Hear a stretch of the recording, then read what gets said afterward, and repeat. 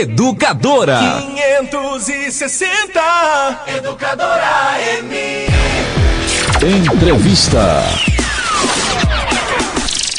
Neste terceiro bloco do Roda Viva da Educadora, nós temos a alegria de acolher em entrevista o senhor Ted Lago, presidente da empresa maranhense de administração portuária, EMAP, localizada no Porto do Itaqui. Ele vai falar com a gente, conversar sobre o Porto do Itaqui, que movimentou até aqui, nesse ano de 2021, cerca de 25 milhões de toneladas. Então, senhor Ted Lago, bem-vindo, um ótimo dia para o senhor, obrigado por acolher o pedido aqui, o convite da Rádio Educadora, e começo lhe saudando e perguntando ao senhor, afinal, explica para a gente, para o ouvinte, o que é a EMAP e qual a sua importância, o seu papel. Sim, claro. Não, estamos aqui, à vontade. O Porto do Itaqui é o porto público do Maranhão, né? Nós somos sob gestão do governo do estado, é um porto que atende não apenas a cidade de São Luís e o estado do Maranhão, mas 7 estados aqui da região centro-norte, norte, nordeste, centro-oeste, dependem do Porto do Itaqui para a movimentação das suas cargas. Cargas como milho, soja, né, gás de cozinha, aí, o porto no dia a dia das pessoas, o trigo que faz o pão aí do café da manhã, cimento da construção civil, né, e muitas outras cargas, né, fertilizantes e principalmente os combustíveis, né, diesel, gasolina, o etanol e também o querosene da aviação para os aeroportos. Então, o Porto Itaqui ele está presente na vida das pessoas no dia a dia, e aí acho que estamos aqui para falar dos bons resultados, graças a Deus, que tivemos esse ano. Muito bom dia, senhor Ted Lago, aqui é o Matheus do Brasil, é um prazer receber o senhor no programa Roda Viva. Meu questionamento é o seguinte: quando surgiu o Porto do Itaqui e qual a sua importância para o nosso país?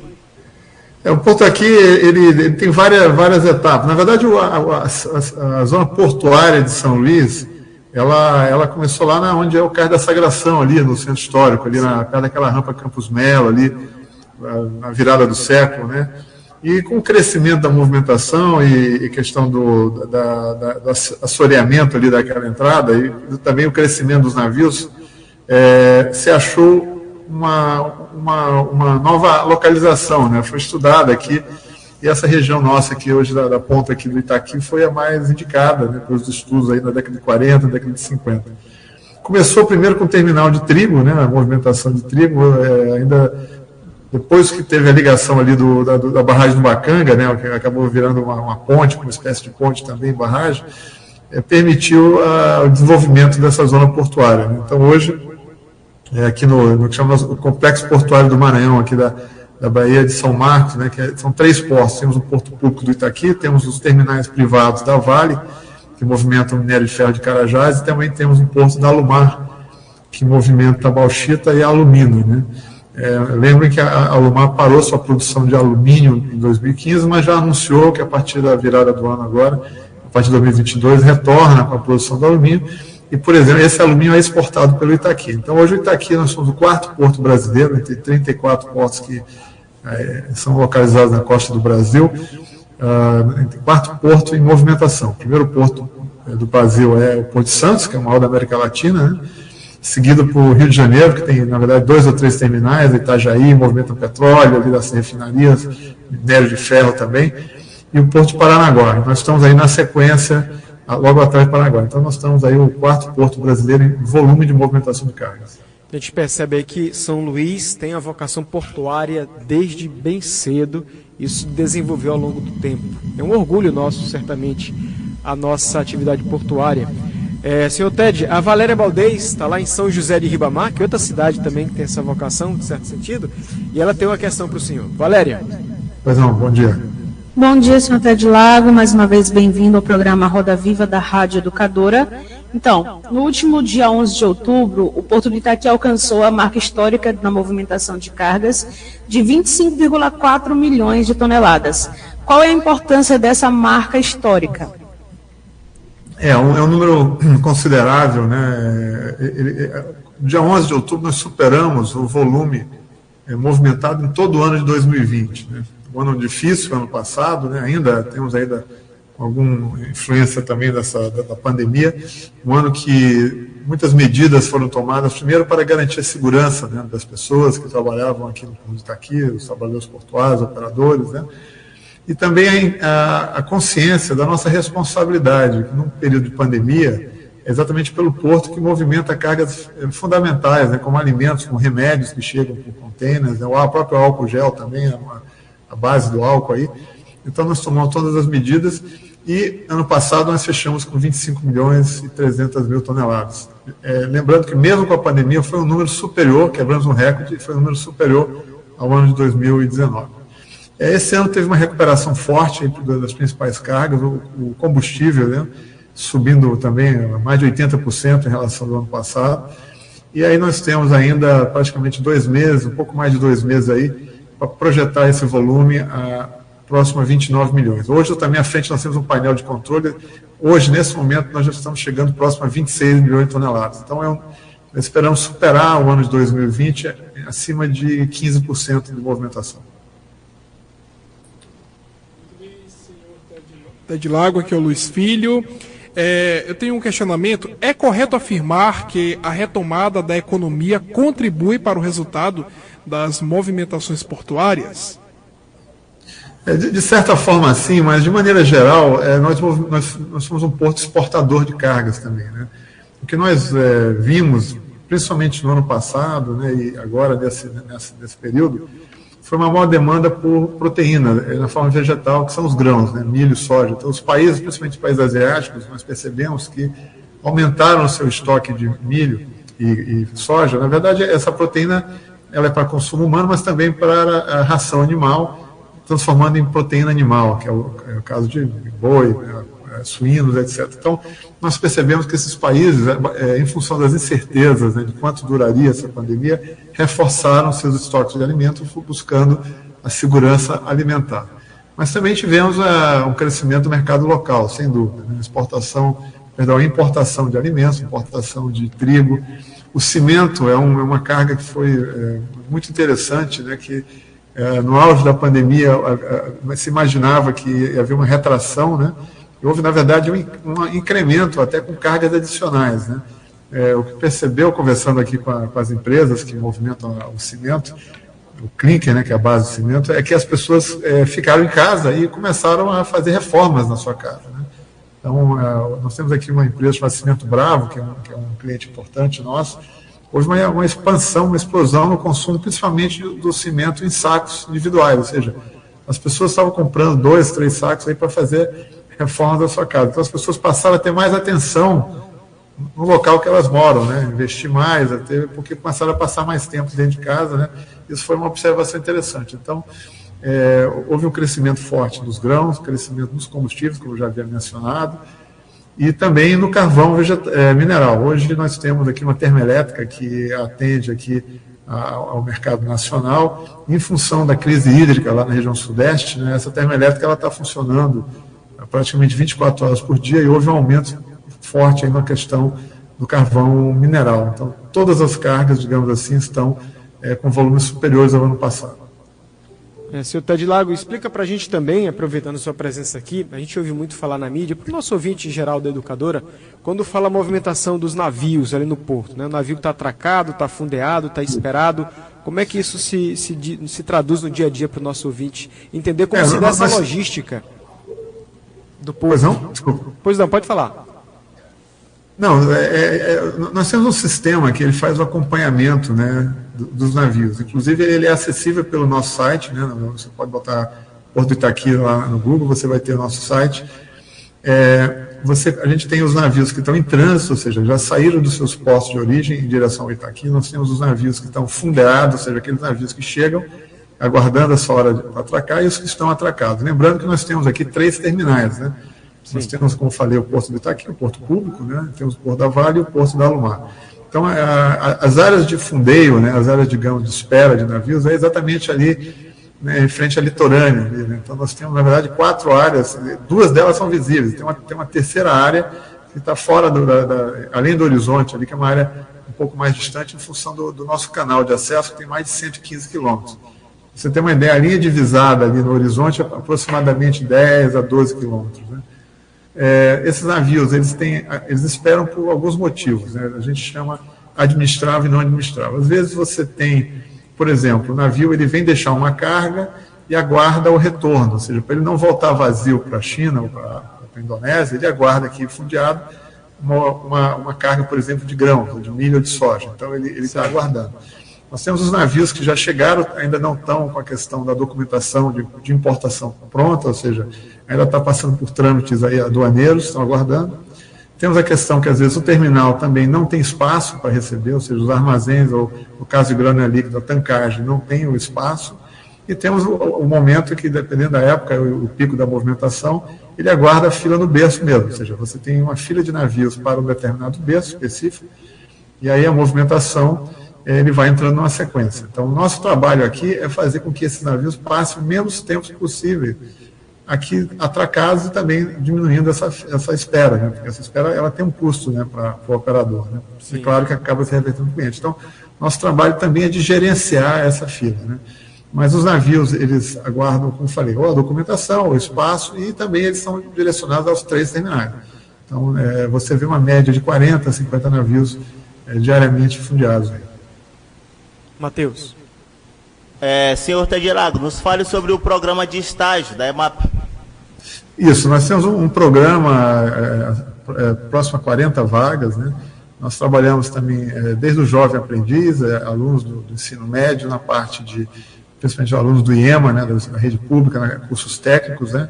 E também para os que estão em graduação nas universidades, né? Eles são cíclicos, né? Essas vagas elas abrem ali geralmente no começo do ano, né, meio do ano, em função dos períodos, né?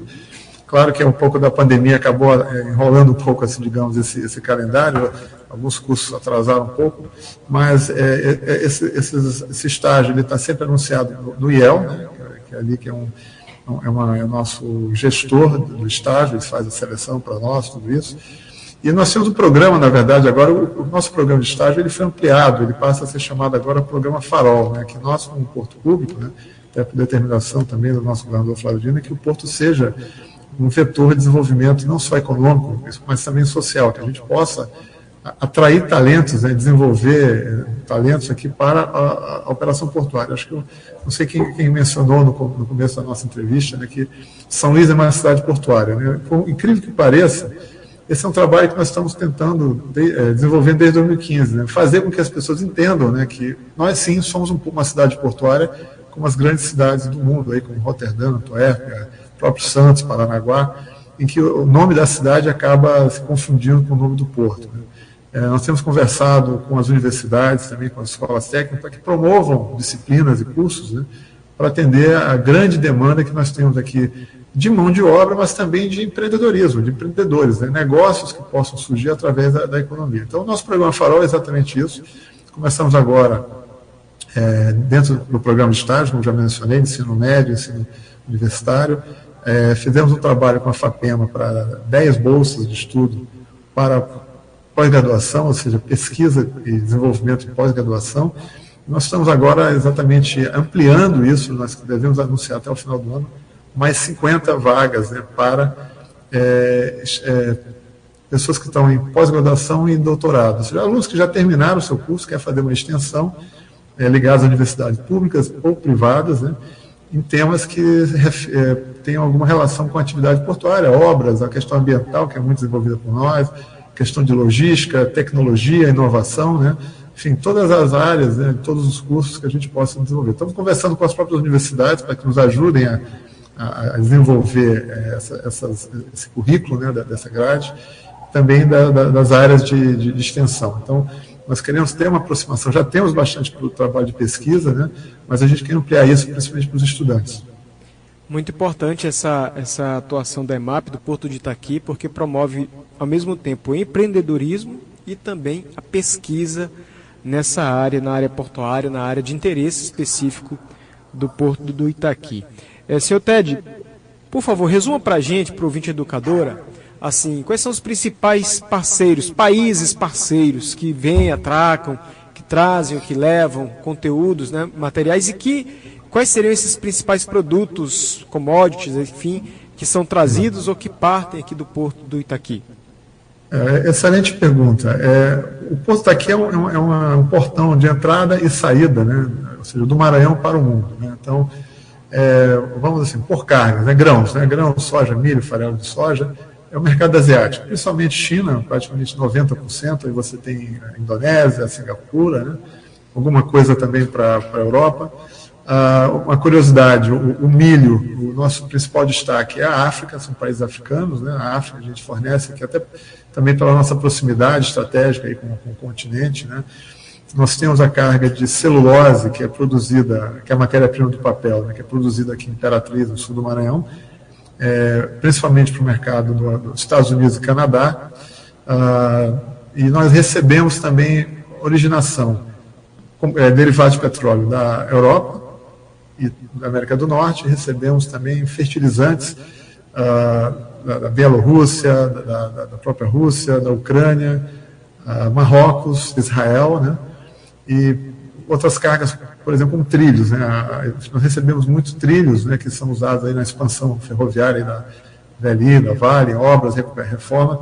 Esses trilhos vêm da Espanha, das Ilhas Baleares também. Então, é uma relação praticamente com todo mundo, né? E de onde elas se originam, né? Nós originamos aqui do que chama Corredor Centro-Norte, né? Grãos principalmente Mato Grosso do Sul, Goiás, Tocantins,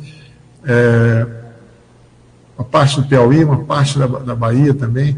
Combustível que nós recebemos, entregamos no Pará, Piauí, Tocantins, dependendo da época do ano, chega até Brasília também, você vê a distância, né? A área de influência do porto chega até esse território, porque nós temos uma conexão ferroviária muito extensa, muito robusta. E é exatamente essa conexão que nos permite maior dinâmica e maior amplitude da nossa área de influência. Então, Ásia, África, principal mercado, também aí América do Norte, não temos movimentação para a Oceania, por exemplo, e movimentamos carga aqui de toda a região centro-norte do Brasil. Perfeito, senhor Ted, obrigado. E eu pergunto também, nesse tempo de pandemia, todas as atividades foram afetadas economicamente, sanitariamente, etc. E a gente acompanhou aqui em São Luís episódios de tripulantes de navios que se contaminaram, etc., independente do porto para o qual iam. Eu pergunto isso para dizer como é que o porto do Itaqui, a EMAP, se organizou nesse tempo de pandemia, seguindo os protocolos, etc., porque certamente impactou as atividades de vocês.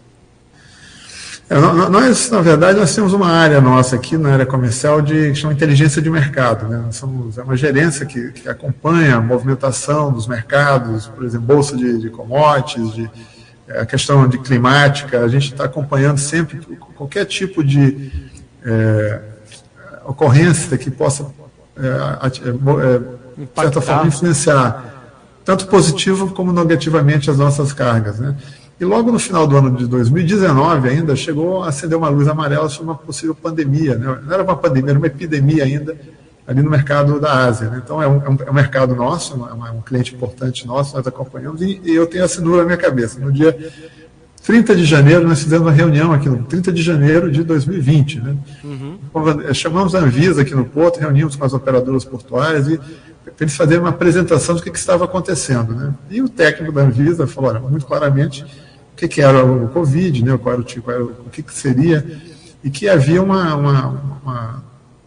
risco muito grande dessa epidemia se espalhar pelo mundo. O que nos tranquilizou é que elas não chegariam pelos portos. Reforçando isso, até na época nós falamos muitas vezes, até houve uma especulação, até de um deputado aí que foi na televisão falar que poderia ser um risco, pelo simples fato que o ciclo da pandemia do Covid é de 15 a 18 dias, no máximo 18 dias a pessoa já concluiu esse ciclo, né? E uma viagem da Ásia para cá, onde era a originação, onde estava a pandemia, são 45 a 50 dias, então não havia nenhum tipo de risco que essa doença pudesse chegar durante o início lá da pandemia por navio. De qualquer maneira, nós tomamos todas as medidas, mas, por outro lado, os portos, né, de maneira geral, principalmente o Itaqui, nós temos um programa, né, de resposta à emergência de saúde internacional. Nós fazemos 2 simulados por ano, e nós tínhamos feito, por acaso, um simulado em novembro de 2019. Você simula um tripulante contaminado com uma doença infecto-contagiosa. Aí você tem todos os protocolos, as ambulâncias, chama ambulância, a gente tem uma um grupo de trabalho com a Secretaria do Estado da Saúde, onde levar, qual é o hospital. Então, nós temos todo esse plano, entre muitos planos de emergência que nós temos no Porto, específico para isso. Então, nós já estávamos preparados caso houvesse isso. Tanto é que não houve, no começo, pelo menos praticamente durante o ano todo, nenhum tipo de problema envolvendo tripulante. Para você ter uma ideia, como eu falei, leva 50 dias a viagem da Ásia. E a mesma viagem de avião leva 24 horas. Então, o grande problema, o grande risco estava nos aeroportos. Né? Então, Sim. Até o governo do Estado tomou uma medida de colocar um certo controle na chegada dos aeroportos. Foi impedido pela própria Infraero, pelo governo federal. Teve que ir na Justiça permitir que fizesse o básico, que desse um cartazinho, qualquer coisa, sintoma ligue. Né? Então, o que aconteceu? Chegou um ponto que a transmissão já era de terra para o mar, ou seja, não era do mar para a terra. Então, nós fizemos o controle de quem acessava o porto. Chegamos a ter apenas 30% dos nossos trabalhadores aqui trabalhando no porto. O porto não podia parar. Era o auge da safra, ou seja, importante para a economia brasileira. Então, nós realmente trabalhamos com um grupo muito, muito pequeno, né, mas com todos os protocolos, e graças a Deus não tivemos nenhum tipo de problema envolvendo aqui trabalhadores aqui no porto. Né. Então, todo o grupo de risco foi afastado. Aquele lockdown que o governador Flávio Dino decretou lá em maio foi fundamental para quebrar o ciclo. Então, nós tivemos aqui uma recuperação muito rápida. Tanto é que o Maranhão tem os melhores índices, né, de aparelhamento. Então, as medidas foram tomadas e permitiu exatamente que os portos continuassem trabalhando. Durante o lockdown, algumas obras nossas pararam por 10, 12 dias, mas, mesmo assim, houve uma reação muito positiva da comunidade portuária. Você já veio me perguntar, são mais de 60 empresas que trabalham aqui dentro do porto, é um complexo portuário, né? São mais de 5 mil trabalhadores diariamente. E outro ponto importante, fomos o primeiro porto do Brasil a vacinar nossos trabalhadores portuários agora em abril desse ano. Né? Então, nós saímos à frente, então, garantindo a segurança, além dos protocolos, né, da diminuição de pessoas, afastamento do grupo de risco, máscara, álcool gel. Nós temos hoje sensores de temperatura nas entradas do porto, ou seja, automático. Não é aquele manual, é uma câmera que já filma, já seleciona tudo. Então, assim, esses protocolos vão estar sendo mantidos. Né? Não temos ainda nenhum tipo. Claro que o pessoal vacinado já retornou ao trabalho, então, graças a Deus, estamos aí numa certa normalidade, nova normalidade, como falam aí durante todo esse período da pandemia, então permitindo nós termos esses resultados aí, graças a Deus. Perfeito. E eu friso na sua fala, senhor Ted, duas coisas importantes. Né? Primeiro, os números do porto, que são impressionantes, número de carga, de movimentação financeira, de empresas parceiras, de colaboradores. Então, são números para dar orgulho realmente à população maranhense. E outra coisa importante que o senhor colocou também para a gente é a questão do centro de logística, de inteligência, né, que chegou a prever possibilidade, se preparou para a possibilidade da pandemia, como de epidemia, que depois se tornou uma pandemia. Isso é muito importante, sejam cenários positivos ou negativos, a visão, a preparação para esses cenários. E também os protocolos sanitários, protocolos para situações emergenciais que podem acontecer em grandes empreendimentos. É importante saber que o porto está preparado, planejou situações para que possa resolver de forma mais rápida e positiva possível. Então, muito bom saber essa organização, essa estratégia, esse planejamento que a EMAP e o Porto do Itaqui possuem. E eu aproveito e lhe pergunto também, agora olhando para frente, quais são, para hoje e para frente, né, as ações atuais e também futuras do Porto e que a EMAP tem planejado para o futuro, para os próximos anos? Dando um passo atrás, nós saímos, para ter uma ideia, no ano de 2016, de 17 milhões de toneladas. Né?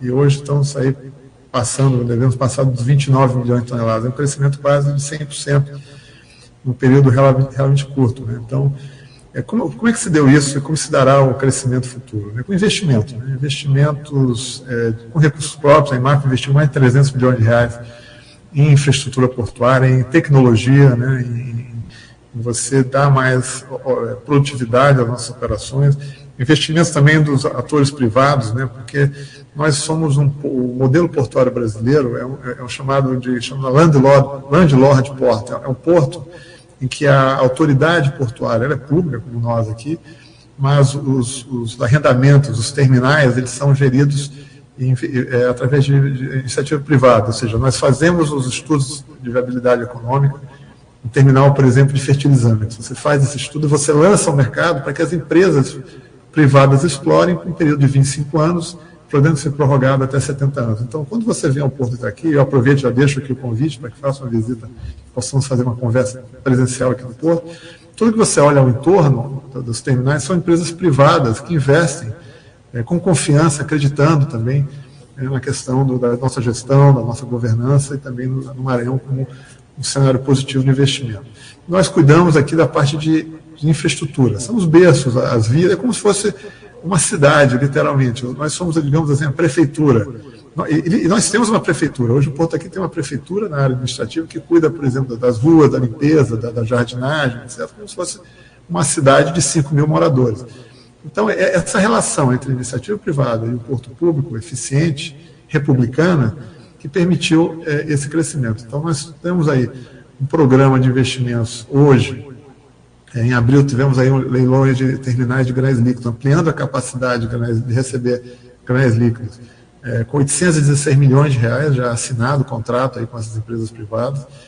Nós temos um pacote de investimentos que será anunciado até o final do ano pelo governo Flávio, que é o maior pacote de investimentos em postos públicos, com recursos próprios. Então, é novo berço, vias de acesso, melhoria dos terminais de ferry boat também, os terminais estão sob nossa gestão, o serviço pela MOL, Agência de Mobilidade, mas os terminais, com o Jupo Ponta de Espera, está sob nossa gestão. Então, investimentos em tecnologia, inteligência, inovação. Então, o nosso papel é isso, fazer a empresa dar bons resultados, ser uma empresa rentável, que a gente possa reinvestir na infraestrutura do Porto, que possa gerar mais empregos e mais desenvolvimento para o Estado.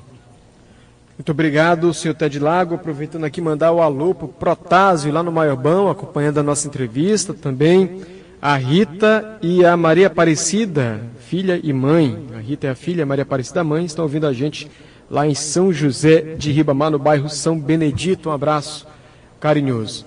A gente, concluindo a entrevista, senhor Ted, agradecendo a sua presença aqui, virtual, atendendo o Roda Viva da Rádio Educadora. O microfone está à sua disposição para o senhor se despedir, fazer suas contribuições finais, considerações finais aqui no nosso programa. Eu que agradeço, acho que a Educadora é um espaço importante para a gente aproximar cada vez mais da nossa cidade, dos ouvintes, né? Entender que o Porto daqui é um porto público, pertence ao povo do Maranhão, ou seja, está à disposição das pessoas, né? E nós queremos exatamente isso, né? Gerar essa aproximação para não apenas gerar emprego, mas também como reforço sempre, né? Gerar empreendedorismo, né? Que oportunidade de novos negócios, né? Que a gente possa gerar para toda essa cadeia de negócios. E eu faço uma mensagem especial à São José de Ribamar. Nós fizemos a recuperação do CAI de Ribamar lá no ano de 2017, no final de 2017 e 2018. Verdade. Está passando agora por uma recuperação estrutural, está concluindo até o final do mês aí toda a parte da parte de baixo ali da infraestrutura, que vai preparar esse terminal, esse berço para mais 25 anos aí de operação com segurança. Então, nosso trabalho é uma parceria com a Prefeitura lá de Ribamar, nós fazemos toda a parte de infraestrutura, de organização, e a gente tem uma parceria para a questão de limpeza e segurança feita pela Prefeitura, mas a manutenção está sob nossa responsabilidade. É um presente nosso aí para a comunidade de São José de Ribamar, porque dá uma motivação mais turística, né, que passeios ali para aquelas praias bonitas lá de Santa Maria e tal, e aí estamos também, nosso ponto de apoio direto aí com a comunidade. Eu agradeço e reforçando o convite também que participe das nossas redes sociais, nosso Instagram, @Porto do Itaqui, hoje são mais de 25 mil seguidores, é o porto que mais tem seguidores no Instagram, e também no nosso LinkedIn. E possam ter as boas notícias, a gente está, sempre que possível, junto com vocês aí para falar do Porto e dos nossos planos futuros e presentes. Muito obrigado e agradeço a todos. Um abraço e um abraço a toda a equipe aí da EMAP do Porto do Itaqui. Conversamos com o senhor Ted Lago, ele é o presidente da empresa maranhense de administração portuária EMAP, que cuida ali do Porto do Itaqui.